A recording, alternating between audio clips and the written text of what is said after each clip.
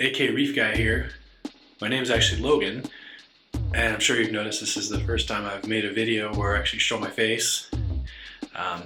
Just thought I'd mix it up. Tonight we're going to do a little bit different video than what we usually do. Rather than just talk about what I'm working on or showing off videos, we're going to do a water change tonight on my BioCube and show you the weird process that I have. Everybody has a different way they do it. Mine is far from perfect.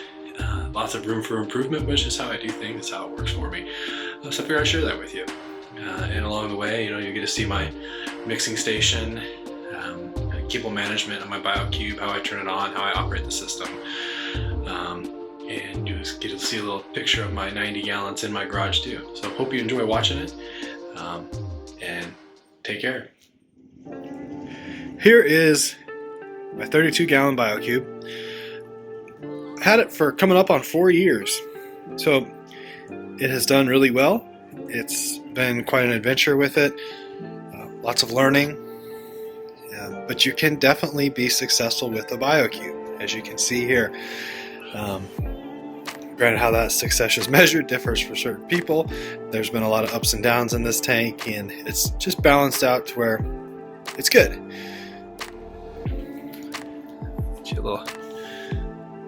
This is the full daylight spectrum, the light cycle. Algae does grow in here, as any tank. At first, I just tried my best to not have any algae at all and fought it all the time. Now I've just come to accept it. Every reef tank has algae in different levels.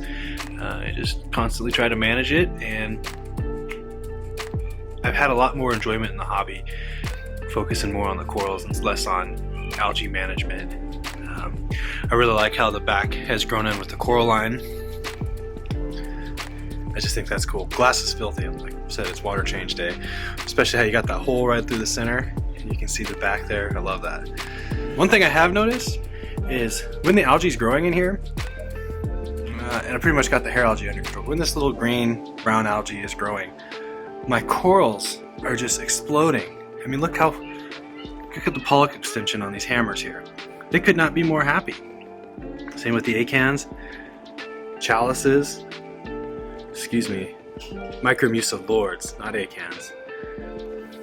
Zoantha's obviously happy. There's another chalice back there, you see him?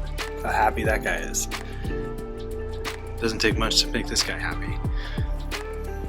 But so with the water change,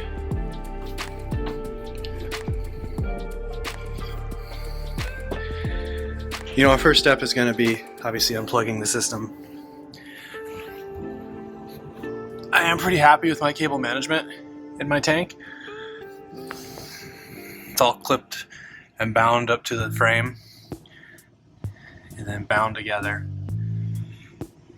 So that is the return pump. These two, those are the wave makers. Heater, that's a monitor. It has another cord coming out of it with the probe in my return chamber. It monitors the temperature. If it rises or lowers, this will flash different colors and will start beeping at me. It doesn't shut off the thermostat, the heater, but it does alert you and notify you of changes, which is really nice. And that's my skimmer. So for my water changes, I unplug all the pumps. I do not unplug the light right here. The light on the BioCube is a decent light. A lot of people don't like it. I'm fine with it. I've had good success. Granted, you just have to know what it can and can't grow. But one drawback, it has no memory. If you unplug that, it's going to forget all your settings and you have to reprogram it every time. So I always leave the light on. Heater, skimmer. Skimmer has to be unplugged before the return pump, otherwise it'll overfill the cup. Wave maker, return pump. Okay. Now we're ready to get started. I use 2 buckets. I change 10 gallons once every other week. Just got my siphon in there. I'll lay out some blankets or some old towels I have, and we'll get started. Okay. started a siphon. Some people are not big fans of gravel vacuuming. Don't want to strip the sand bed. Well, I'm a little bit more aggressive than others. At least I always try to skim off all this crud on the top. And I get up any big chunks, but see that cyno, just suck it out. Try to scrape on the bottom a little bit. I'll move all this rubble around. Try and get it. Now these deeper areas, what I'll do is I'll come back after I get this crud off the top. I'll come back and throttle down on the other end here to control the flow, and I will actually siphon that sand bed. Okay, so since I'm doing this on my phone, I'm going to need my other hand, so I'm going to stop recording, and we'll pick up here in a little bit. Okay, I've siphoned up a bunch of the crud. A lot of it's just caked on the glass. Over time with this fine sand, it's just slowly been siphoned away. If you are considering starting a new reef tank and you've never done one before, I would not recommend getting such a fine sand. It's very hard to work with. It gets sucked up pretty easy. You have to be very careful when you're siphoning. A coarser grit would have been much easier to work with. Got my buddy helping me. This is old Baxter Ratster. Baxter, hey buddy. Yeah, you hanging out? The first day we brought him home, I did a water change, and he curled up at my feet. He's been my buddy ever since. Coming along here, I'm about to stop siphoning water, and then we'll fill these buckets back up and put water back in the tank. Okay, here's my water change station. Here's the buckets I just brought out, the dirty water. Some people, probably most people, dump that down the drain. I am worried about my septic system and the bacteria in my septic system with salt water, so I have always just dumped it outside. So I'm gonna go out there in the winter in Alaska and dump this water. It's not the most fun, probably looks super ghetto to my neighbors, but I'm not worried about my septic system. So I'll go do that, I'll come back, and I'll explain all of this to you. So dump the buckets. That was not fun, by the way. In the future I need to figure out a better system for getting that water out rather than dump it out in my driveway. But to give you an example of what it's like to live in Alaska and have aquariums. Yeah. Yeehaw. Go out there and this. Yep. I need a better system. It's no fun. Okay. Okay. My water station. Something needs to be expanded, but works great for what I have right now.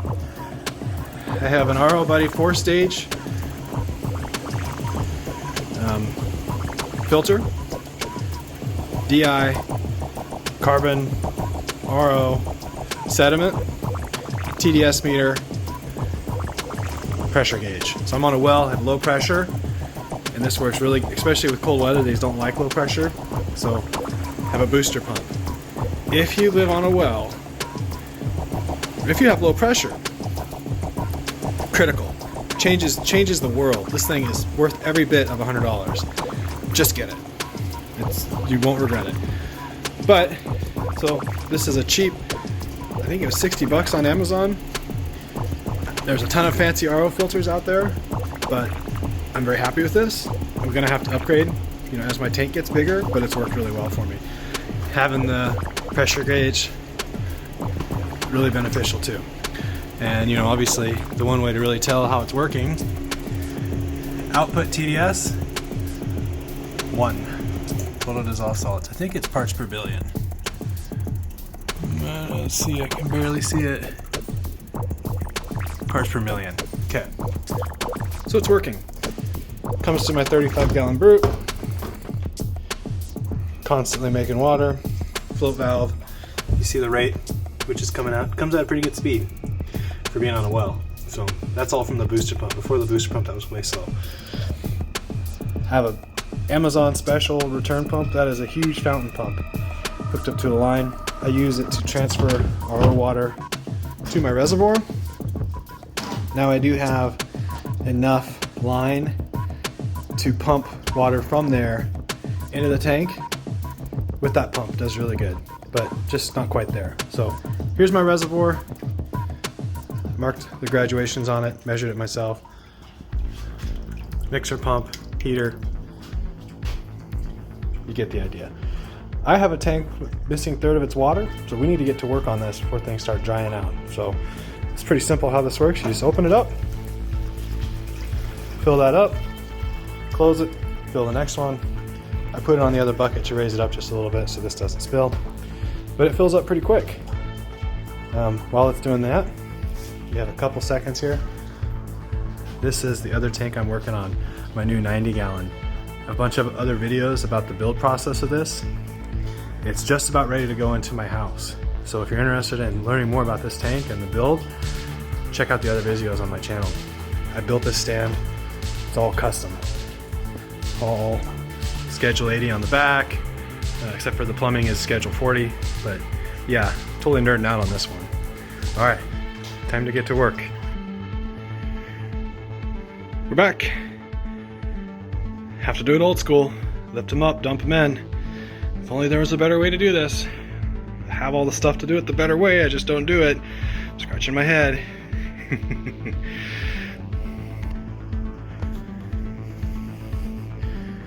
And then we just do a reverse of previous.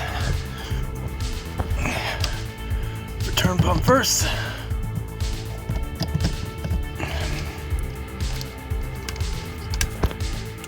Skimmer. Heater. And I can hear these firing up above. Pumps. 1, 2.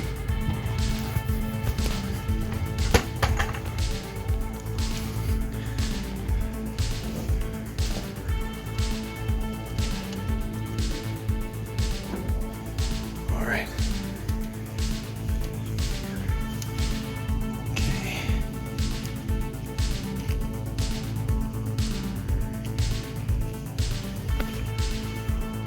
Now that I'm done with my water change, just a couple other things.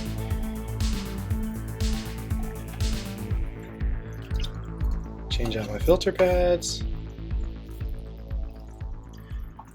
Do that every 3 days. One of the best ways to nutrient control right there. And then the skimmer cup.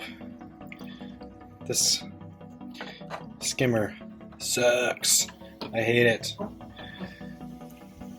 Really wet skimmate if I can get it to work. It's just, that's the problem with all-in-ones.